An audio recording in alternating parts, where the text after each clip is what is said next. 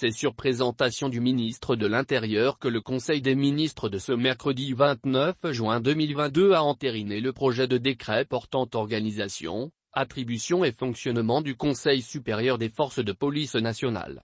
Un organe consultatif paritaire du niveau opérationnel principal en matière d'organisation et de gestion des structures et d'emploi, de déontologie des forces de sécurité.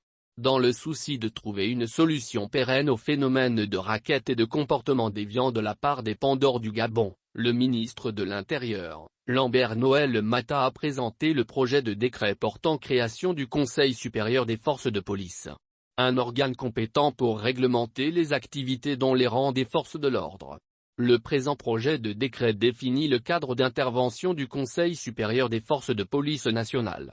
Organe consultatif paritaire du niveau opérationnel principal, le Conseil supérieur des forces de police assiste le président de la République, et le gouvernement en matière d'organisation et de gestion des structures et d'emploi, de déontologie, d'activité, des ressources humaines et des autres moyens des forces de police nationales, peut-on lire dans le communiqué final du Conseil des ministres. Depuis plusieurs années, les forces de sécurité et de défense sont pointées du doigt dans le phénomène de racket qui ternit l'image de ces derniers.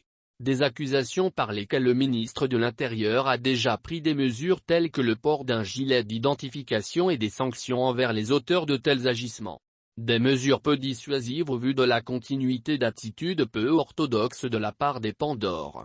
Une proposition, si elle est mise en œuvre, devrait permettre d'enrayer un tant soit peu le racket observé ces dernières années auprès des transporteurs urbains principalement.